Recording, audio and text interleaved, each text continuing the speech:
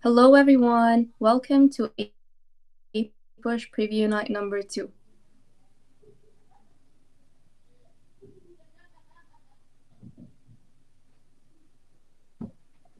Next slide, please. This is a preview of what you are going to get with Cram Mode. Cram Mode unlocks access to 40 prep books to ace all your AP exams, SATs, ACTs, and everything in between. You're going to have 24/7 access to a lot of practice questions that will really help you in reviewing because, practice makes perfect. And you will also get tickets to 5 3-hour cram events on the nights before your AP exams. And a reminder, you will have access to all the AP exam materials and not only APUSH. Moving on. Let's agree on few important points. First thing, be supportive. We all know how stressful the AP season could be, so we are here to support each other and lift each other up. The second thing, be patient. You really need it to succeed in your AP exams. And the third and most important things, be kind. Moving on. This is a few notes on how to make a most of any cram session. So first thing, keep notes. Keep your pencils moving. Pencils, pens, styles, whatever. This will help you be more active in the learning process and will definitely help you in getting a good grasp of the content. Second thing, you will have access to all the slides, review packets, and replays on my stuff when you have cram mode. And if you have a question, make sure to put it in the Q&A tab so we could answer it, and check the comments because we answer every question. We'll take breaks and the replays will be available immediately after the event. Moving on. This will be our schedule for the cram finales. On May 5th, we will review period 1, 2, and 3. On May 6th, we will preview period 4 and 5. On May 7th, we will preview period 6 and 7.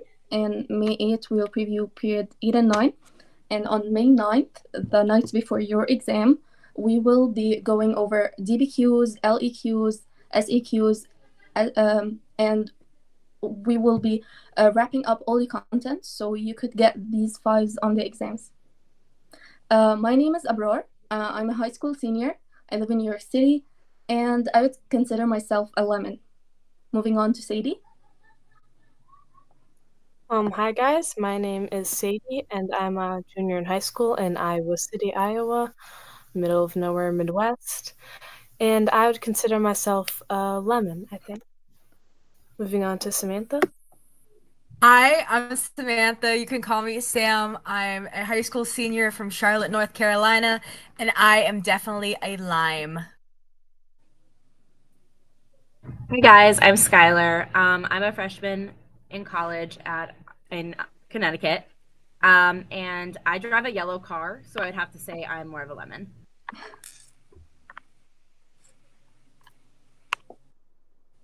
And Maria, we're up to you.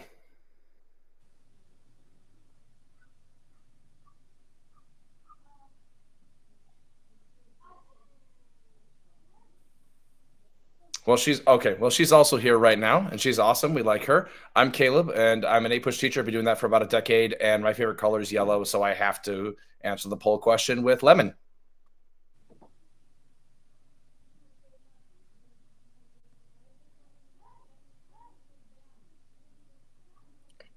Moving on, we will start this night with you reviewing period 4. Period 4 starts in the 1800s with the election of Thomas Jefferson, and it ends in 1848 with the Seneca Falls Convention, which was one of the first attempts of women in fighting for their rights. Moving on.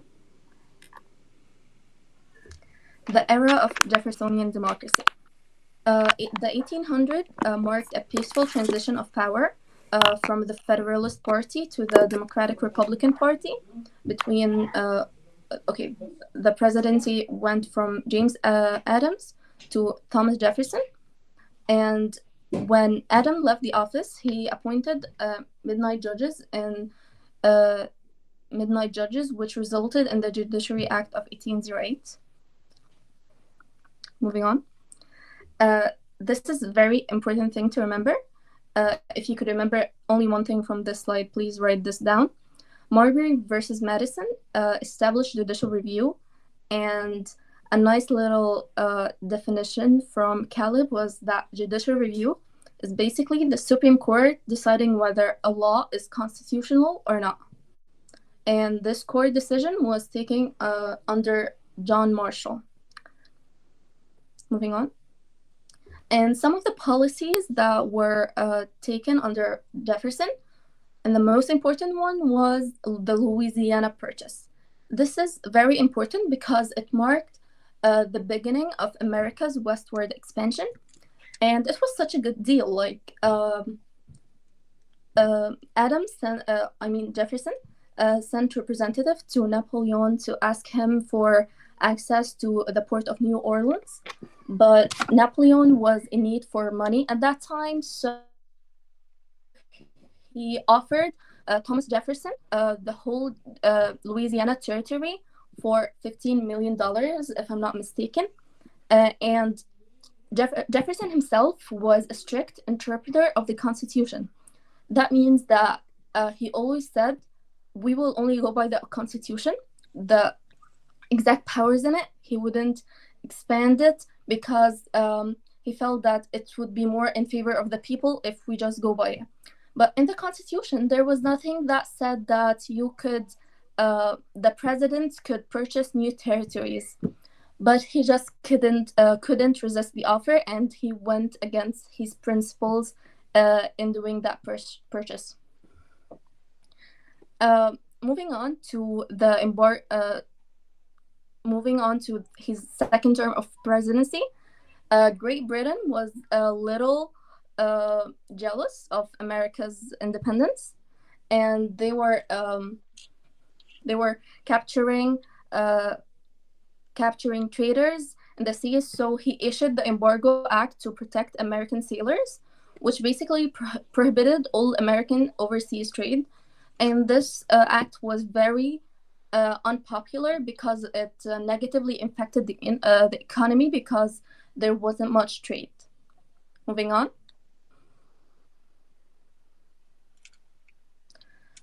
There was challenges to neutrality, like the Barbarian Wars. They were attempting to attack American ships and steal the goods in it. And a lot of tensions with Britain and France, which later led to the War of 1812. Someone asked me to re-explain judicial review. So when there is a law, when a state passes a law or the federal court passes a law, and someone challenges this law, they say, like, this law violates my constitutional right. They file a case, and when it goes to the Supreme Court, the 9 Supreme Court justices held hearings and stuff, and they decide whether this law agrees with the Constitution or not. So in order for it to pass, it has to be 5-4, I guess, or more. So Marbury versus Madison was one of these laws, and it established judicial review. I think it overturned the Judicial Act of 1789. So it said this act was not constitutional. The Constitution didn't give us this right to do so. So I hope it was clear. Moving on. So when Jefferson bought the new territory, he wanted to explore it in order to make the most use of it. So he sent Lewis and Clark on expeditions to explore this territory, to see the ecology of the environment, form relations with the Native Americans living over there, in order to establish trade and have access to more resources. Moving on. These are the two main things that happened regarding foreign policy in that period. The first thing was Monroe Doctrine. The the era of Monroe's presidency was known to be the era of good feelings because it was very peaceful. Nothing much was happening. But Monroe wanted to make sure that all European countries did not interfere in American affairs. So he wrote a document, if I'm not mistaken, which is called the Monroe Doctrine. He basically said we're neutral and we are staying in the Western Hemisphere. Don't come near us. Don't try to explore other parts of North America. And that was basically it. And the second foreign policy thing that you would have to know is the Adams-Honest Treaty, which basically gave us access to Florida. It was the purchase of Florida from Spain. Moving on.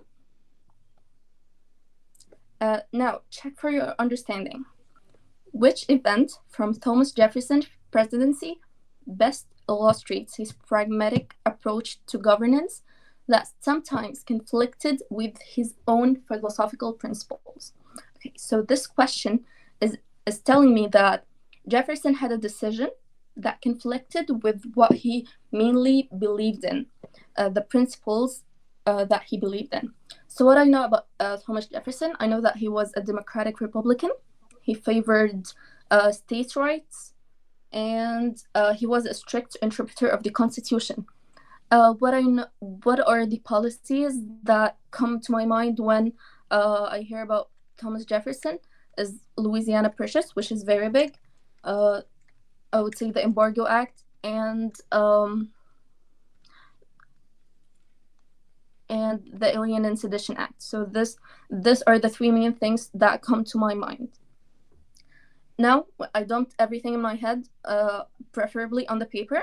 Now I will go through the options. So the first one, his unwavering support for a national bank, reflecting his belief in a strong centralized economic policy. Okay, so this is saying that Jefferson supported a national bank, but actually he did not support a national bank, and he was against Alexander Hamilton in that decision in a lot of debates because he was a strict interpreter of the Constitution again. So he was, and there was nothing in the Constitution that said you could have a centralized bank. So I don't think this is a good option. Second thing, the Embargo Act, which reflected his commitment to limited government intervention in commerce. So the Embargo Act, as we earlier said, it had a very bad effect on the economy, and it basically stopped American overseas trade. So this is not what it is. Third option, Louisiana Purchase, which expanded federal power despite Jefferson's strict interpretation of the Constitution.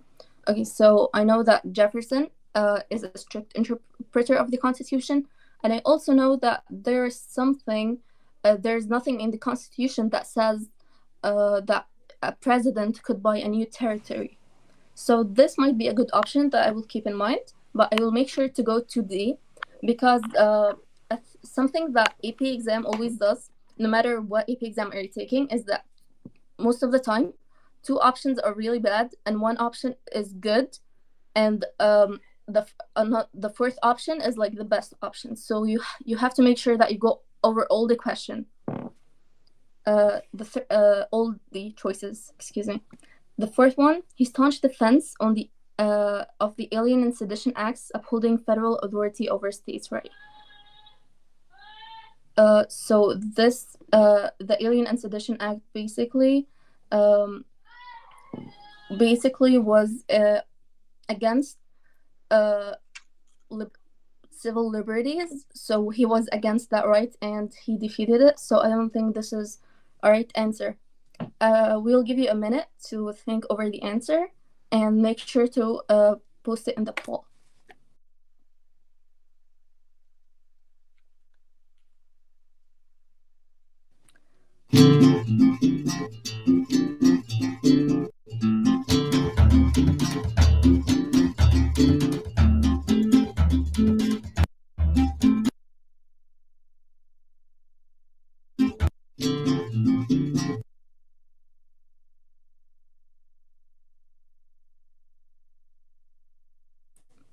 Okay, so the correct answer is C, and I'm glad to see that everyone got it right.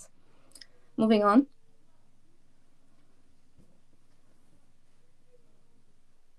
Finally, with the War of 1812, this war was fought between the US and Great Britain. It was fought because of the trade restrictions of the Embargo Act, the imprisonment of American sailors by the British government, and the British support for Native American tribes. You know, the famous policy divide and rule. This caused increased tensions, and it eventually led to the War of 1812. This war ended with the Treaty of Ghent, and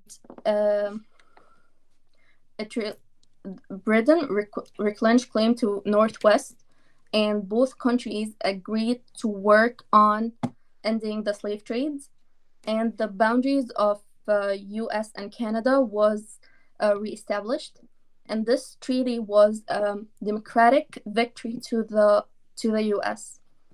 But after the treaty was signed, you know, back then there wasn't internet, communication wasn't this fast.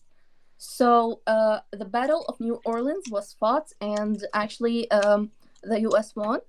Under this battle was under the leadership of Andrew Jackson, and he gained a lot of fame as being war hero, and later on that helped him in the election to be a president.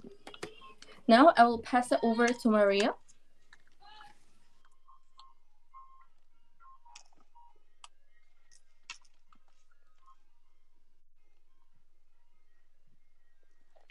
Hello. I will be talking today about the market revolution's economic impacts. And first of all, what's the market revolution? The market revolution is the linking of northern, western, and southern industries in the U.S. and was caused as all industries in the U.S. kind of consolidated. The market revolution was very important as it marked the impact. It marked the shift from agrarian economy to a more industrialized and capitalistic economy. I'll begin by talking about industrialization.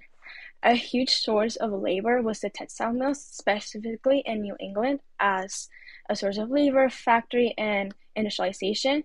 Innovations like the cotton gin by Eli Whitney also revolutionized Southern agriculture, and interchangeable parts, also by Eli Whitney, really contributed to this change, as interchangeable parts really helped this change, as instead of back then you had to buy a whole other thing if something broke. So for example, let's say you had a gun and the trigger broke. You had to go out and buy a whole new gun. But instead now, you can just go buy the trigger for the gun that broke down or the tire for the car that broke down instead of having to buy a whole new product. This also led to the rise of the factory system and the manufacturing companies, as they could have workers specialize in just putting together one part of a product instead of assembling the whole product. So instead of one person building a whole car by themselves, now you had one person putting on a tire, one person putting on a window, one person putting on a door or whatever. Can we change to the next? Thank you. Now I'm also talking about transportation revolution, which was crucial to the industrialization of America as a whole. It started off with canals, which are made-man rivers. A very notorious example of a canal that you should know for your test is the Erie Canal, which was made in New York in 1825. Steamboats would travel in these canals, and they transported both goods and people, which made trade just so much easier. You also have, give me 1 second. Estoy presentando. You also have railroads, which eventually replaced canals, and they link the North and the West more than the North and the South. It is very important that you know this, as it will come up in later units, and it is one of the things that really led to regional differences. Moving on to economic effects, the growth of cities was a key part in this revolution, and it happened mainly in northern cities. We see the development of cities mostly in the north and not really in the south, which once again led to those regional differences in later units. And once again, as I also touched on, we see the emergence of a market economy that transitioned from what we once had, the agrarian economy supported by slavery. Manufacturers and factories led to this rise. Moving on to the next slide. This market revolution led to many social changes within our American society. The number one change would really be migration. New immigrants, such as the Irish, who moved here due to the potato famine, and the Germans, who were mostly displaced farmers, moved to work in these factories that were rising in northern cities. But this also led to resistance by those Americans who already lived here. The movement was called the Nativist Movement, and it was just solely based on preserving the American culture and pushing out those immigrants. They formed a political party called the Know Nothings, which their whole base was being anti-immigration. And it is very important to note that this migration happened west of the Appalachians. Moving on to the next slide. Now we're speaking on some different social changes during the market revolution, such as class structure transformations. We had the emergence of a middle class, which was made up of businessmen, doctors, journalists, lawyers, who had more money and more time to spend. This also signified a changing role for women, but we need to make a distinction between middle-class women and working-class women. Middle-class women did not necessarily have to go out to work in the factories, as their husbands were the ones going out to work. This was known as the cult of domesticity, having separate spheres for both men and women, where women were meant to stay at home, raise their children, feed their husbands, whereas men were the ones going out to work. However, this was very different for working class women who, in order to earn money and raise their families and help out at home, they had to go out to work. An important factory to know where women work was the Lowell factory. Moving on to more class structures and transformations. There was also cultural shifts, which was a rise in consumer culture. As stated above, the emergence of this middle class with more time and money to spend left a lot of time and this money for leisure, such as going to sporting events, joining the arts, and etc. And it also had effects on family dynamics. So for working class families, this meant that the women was also at work, and in some cases, even the children. Moving on to the next slide. We'll be going over a check for understanding. I'll break down the question really quickly, and I'll allow you guys to answer in the poll. So how the market integration influenced gender roles among middle-class families throughout urban areas during the antebellum period. So just pay attention to these two words, middle-class families and antebellum period. The antebellum period is also really known as period 4 in the APUSH curriculum, and it marks the period of time between the forming of the U.S. government and before the Civil War. So I'll let you guys read through the answer choices and answer the poll posted in the following minute.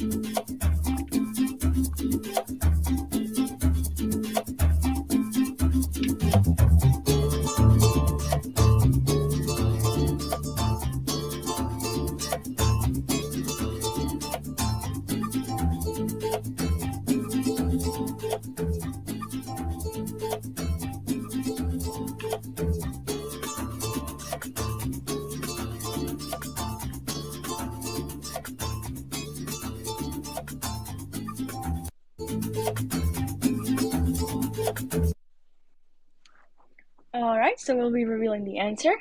I see we're a little split on this one.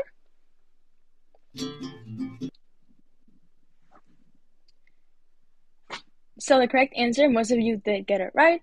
It is D, meaning it reinforced distinct separate spheres. Ideology where men worked outside the homes while women managed domestic responsibilities. And this is correct because it is asking you about middle-class families. So we need to remember those terms such as cult of domesticity and simply the fact that middle-class families did not need women in the factories, but those working class families did need women in the factories, which I know can be confusing since in this period we do talk about women going to the factories. But when we talk about middle class families, women were not in the factories and they had different spheres. Moving on.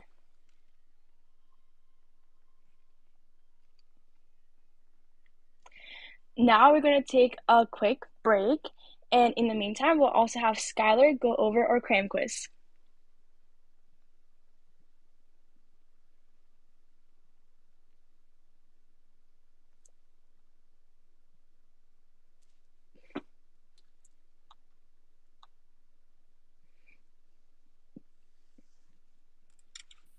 Hi, everybody. I'm going to switch my screen real quick so I can get the cram quiz up and running.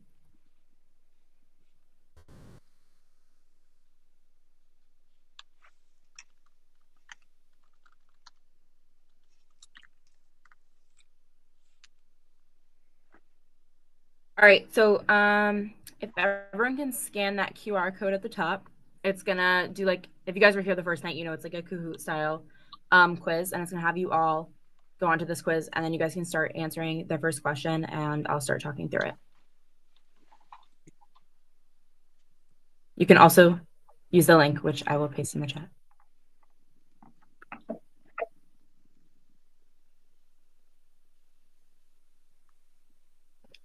And I saw one of you asked where my necklace is from. I think it's from Etsy. I didn't buy it. It was a gift, but thank you.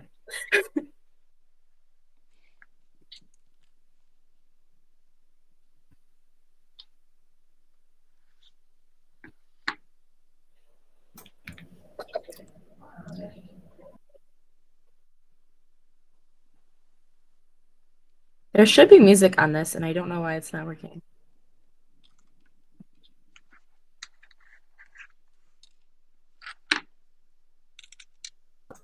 You can just sing us your favorite antebellum song, you know. I don't know if I should do that. I suggest John Brown's Body or something like that. I don't know why the music isn't working. I love this music. I think Samantha wants to sing Swing Low, Sweet Chariot. I mean, Samantha, you're welcome.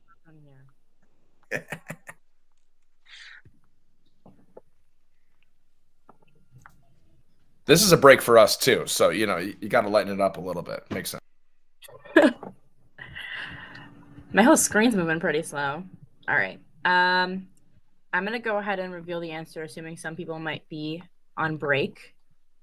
Because if you guys need to get up and get water, this is not like a, you know, go relax if that is what would serve you best. My screen is moving so slow.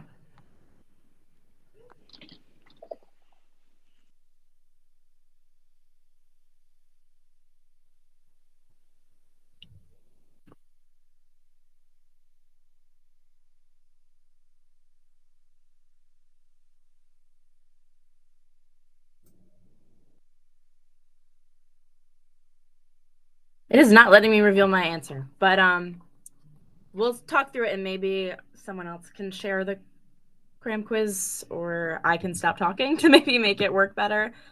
But the answer is going to be C, which I'm hoping a lot of you put.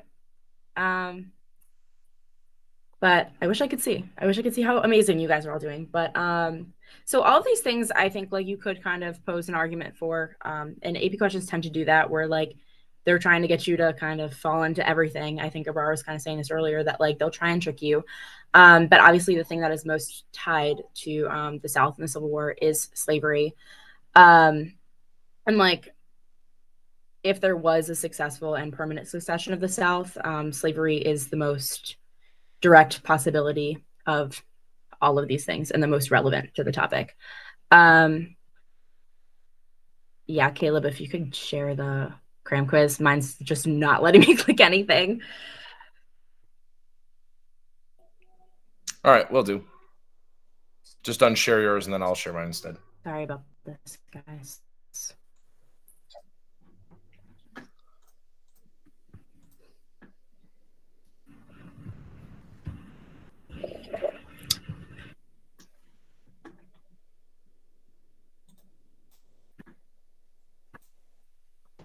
Oh, look at that.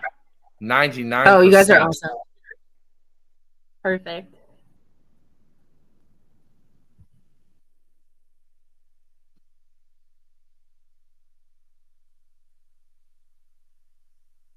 All right. On to the next question. Maybe we'll get some music now. I hope so. This music is fun. All right, you guys can go ahead and read the question on your own, and I'll go over it.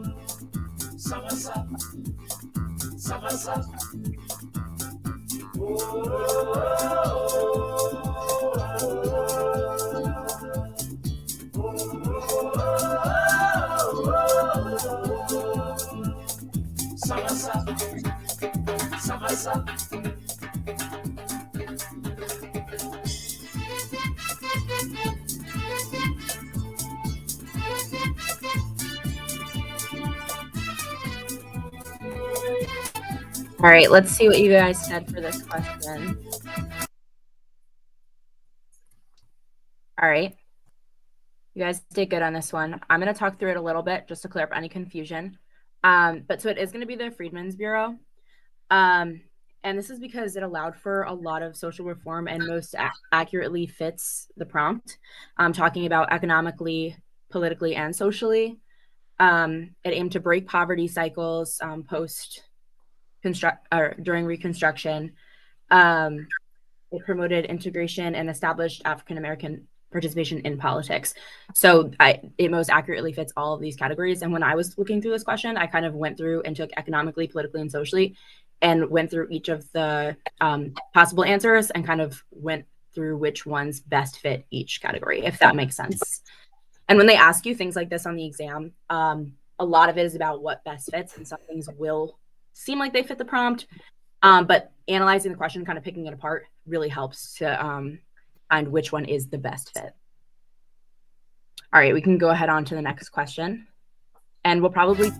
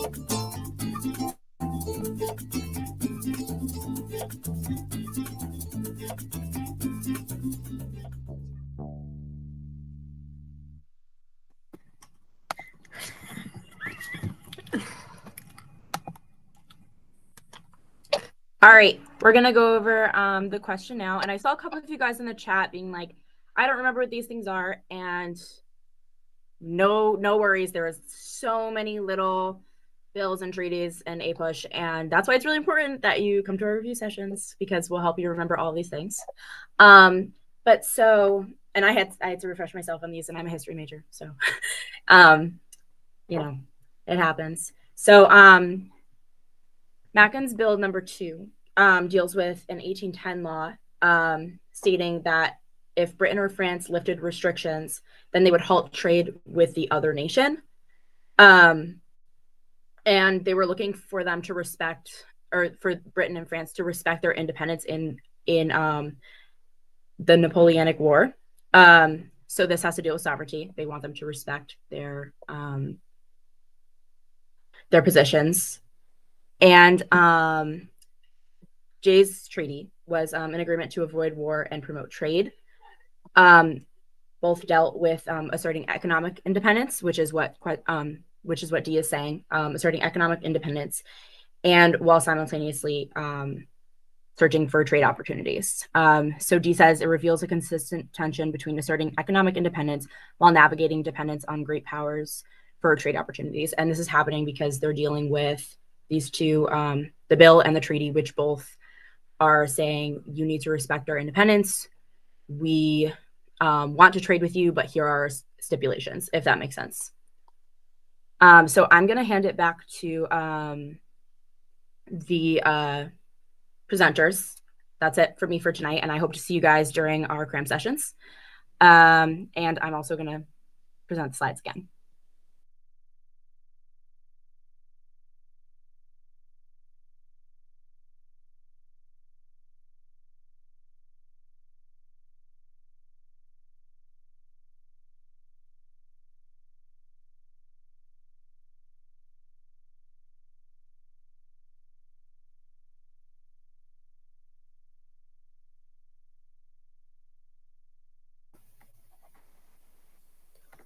Okay, hey everyone. So, as hopefully everyone's coming back for their break, we can get started with some more content. I wish we could continue to listen to that music forever, or at least have it play in the during the AP test, but sadly, we cannot. Okay, so now we're moving on into the Jackson era. Andrew Jackson was a very interesting person. Kind of changed the face of the American political system.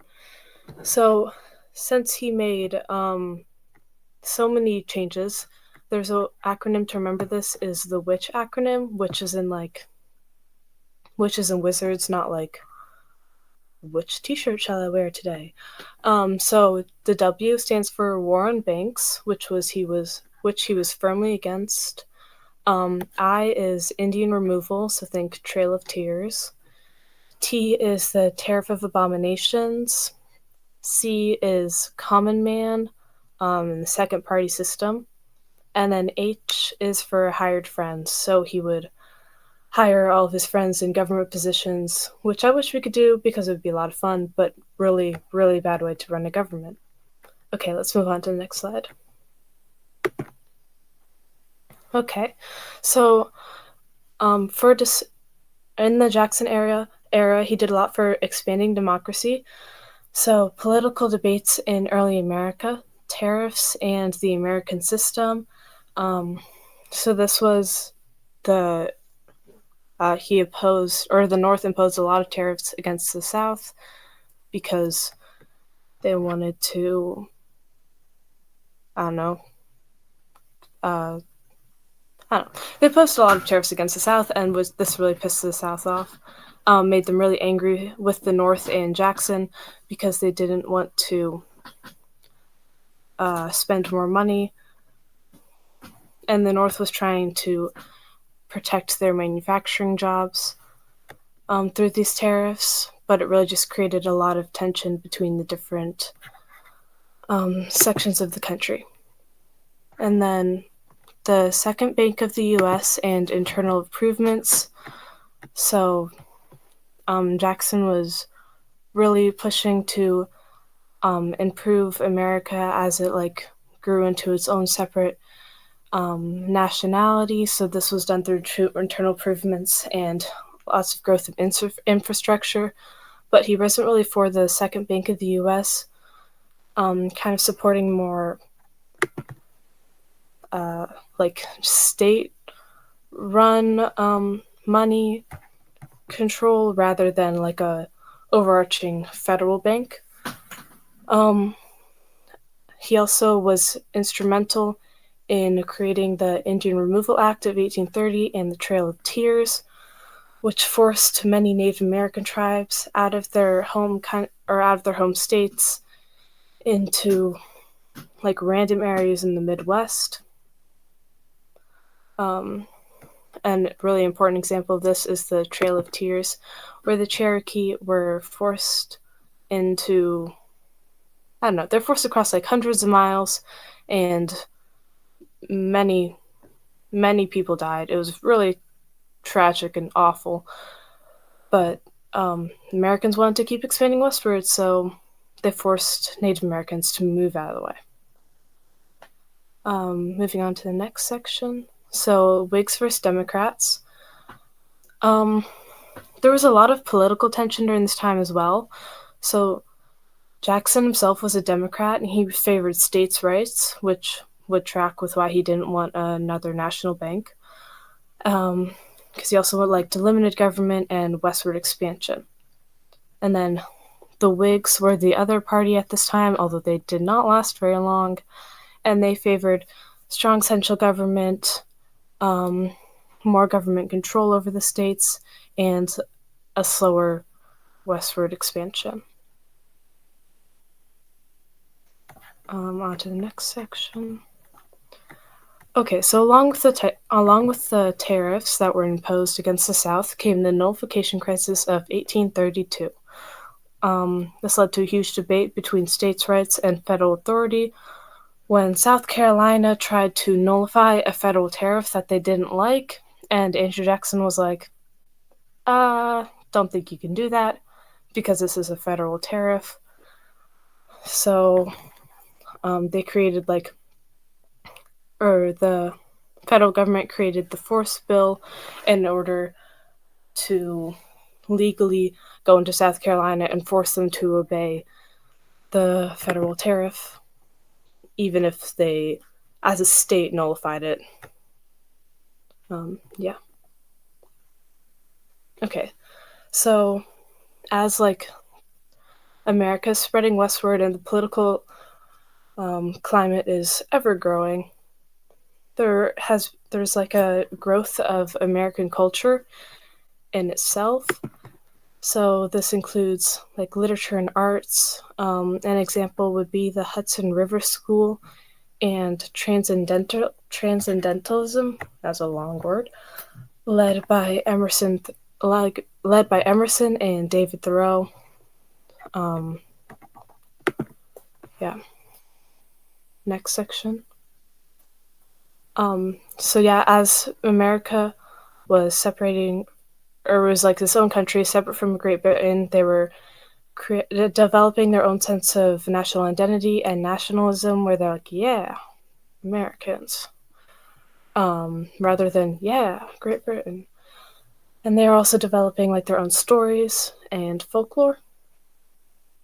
Not the Taylor Swift album though. That would be really weird.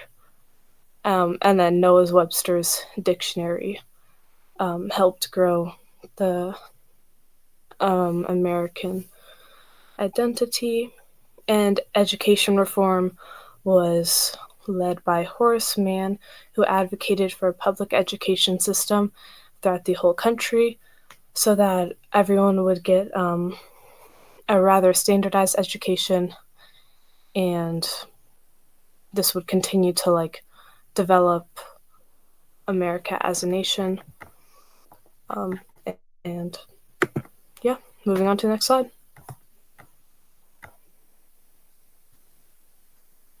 Okay, so as America became its own nation, there was a huge revivalism of religion because people were just really feeling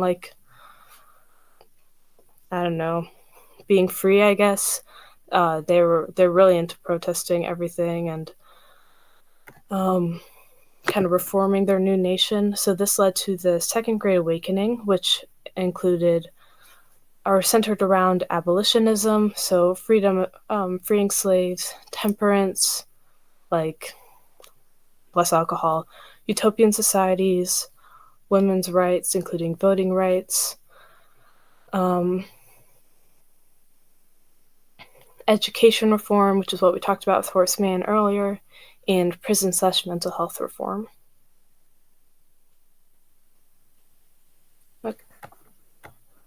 And along with the along with the religious revivalism came social reforms. So this was things like the abolitionist movement, which was also part of the Second Great Awakening in a way. So an example is William Lloyd Garrison's The Liberator, which is like a newspaper talking about the emancipation of slaves, and the Underground Railroad, which you've probably heard of in connection to the one and only Harriet Tubman, who helped lead escaped slaves, her and other conductors helped lead escaped slaves from the South to the North, most often to Canada, to seek a better life as a free person. Okay. And then, along with abolitionism, was the women's rights movement, most importantly, the Seneca Falls Convention in 1848, and the Declaration of Sentiments, which was written at this convention by a lot of really influential women at this time, was like, Elizabeth Cady Stanton, I believe, was really influential here. And so women and a couple men, I guess, too, kind of everyone collected here, and they worked to write the Declaration of Sentiments, which really mimicked the Declaration of Independence in its language style, but made sure to include women, because this had previously not been included in the Declaration of Independence, and so they wanted to really make a point of being like, women have these rights as well, and you can't limit it to only men.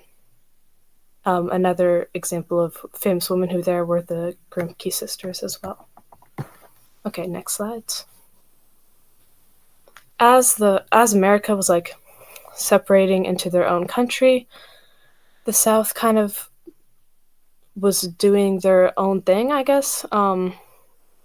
They were really separate from what was happening in the North, so they focused on the Cotton Kingdom, relied a lot on slave labor, and cotton as the major economy of the South, especially after the invention of the cotton gin by Eli Whitney.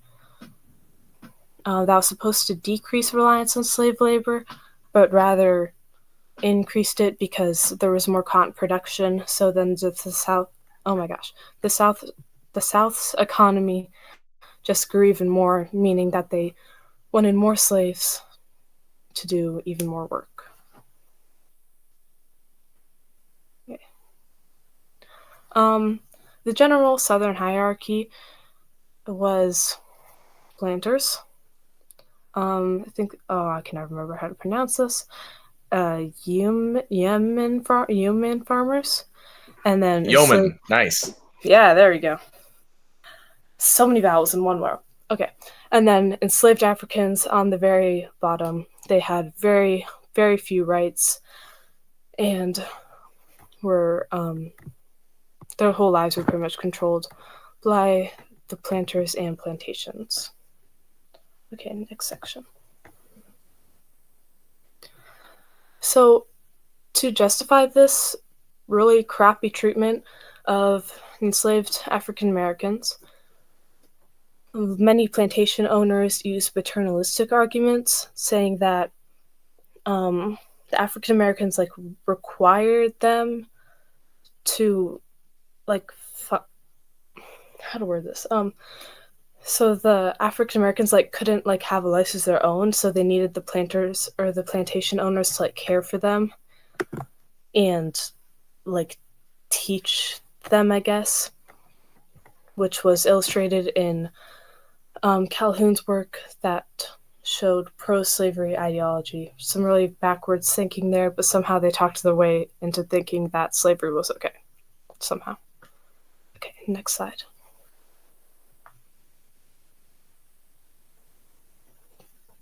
The slaves were not very cool with this, though. They were like, I don't know what you're talking about. We don't need the plantation owners to take care of anything for us. So this led to lots of resistance and rebellions, including one led by Nat Turner and a couple of other slaves. They were not successful, but it was a really important rebellion against the Southern hierarchy, as well as everyday resistance from people, including things like breaking tools and saying that they were sick and couldn't work, trying to slow growth and resist in their everyday lives. Okay, and then let's finish up with this slide. So as you can see in this map here, that's the Black Belt, which is like the largest concentration of slaves in that section, which was increased by the Missouri Compromise of 1820, which led to the addition of Missouri as a slave state and Maine as a non-slave state to maintain the balance between slave and non-slave states. This just led to the even greater expansion of the Black Belt and the slave economy in the South. Okay.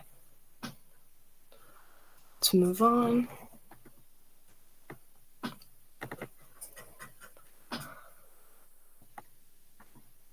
Okay, and now I'll pass it off to the fabulous Maria to cover this section. Thank you, Sadie. Amazing jobs tonight.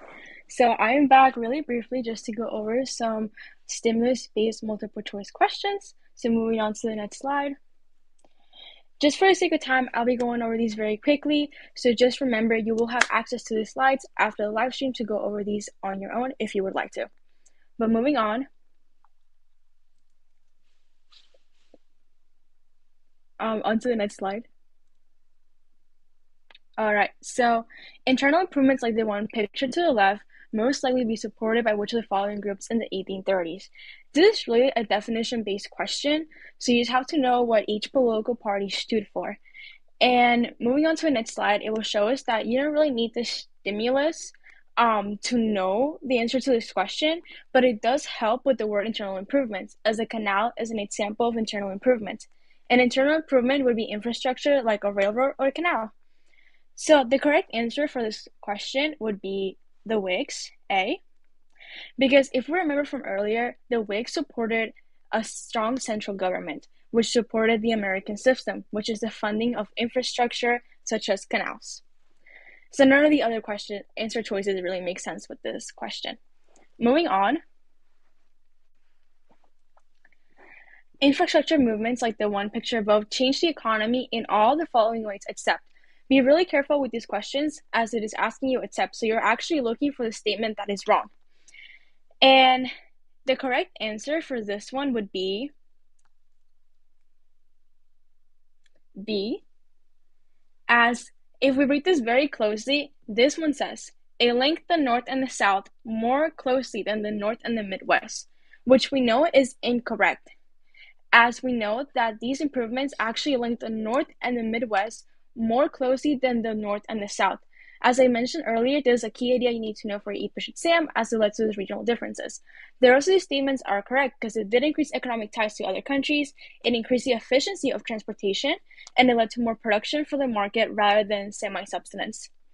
Moving on. For the sake of time, we'll be skipping this last question, but remember, it is on the slide, so you will be able to access later on. And I will pass it on to Samantha to close this off for us tonight. Thank you so much for joining.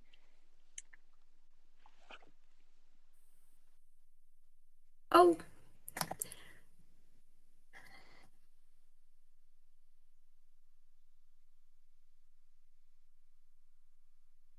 Is it loading? Am I on? Okay.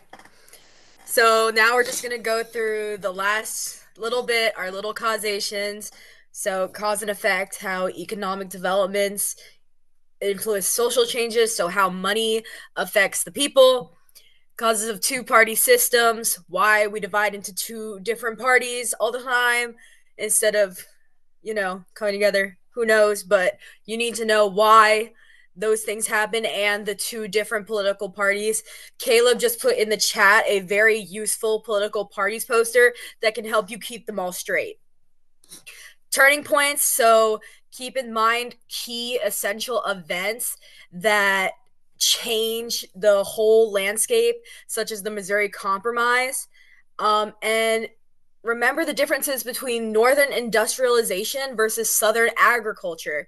So the South, we do not pay for labor. They do not pay for labor. The North is focused on industrialization, so they're more likely to use immigrant workers. Just remember that those two are different. Next slide. All right, some other questions to keep in the back of your mind are, how did political parties shape how everything is going on? How did this shape our government and how we're working in our government? In what ways did the market revolution affect American society? So how did the money affect America? Take a look at Jackson. He's super important. He showed up a lot when I took the AP US test, so pay attention to Jackson and pay attention to how reform is going on. So how are we changing things for the better? How are we modernizing things? How are we moving forward as we're moving forward through history? All right. Thank you guys for being such a great audience tonight. Remember that in order to see our beautiful faces again, you have to buy Cram Mode. Honestly, don't buy the whole year. I'm just going to be with you. Like, you can buy the whole year if you have SATs and ACTs throughout the summer, but personally, I'd recommend getting the $10 a month and showing up for all 5 of our cram quizzes 5 days before your exam to get you all prepared for your exam. Remember that when you buy Cram Mode, you get all of your APs. I know most of you are taking more than one. So get Cram Mode because we want to see you again. And make sure you take the survey at the bottom with the green button at the end, so we know how we're doing, so we can better help you. All right, thanks, guys.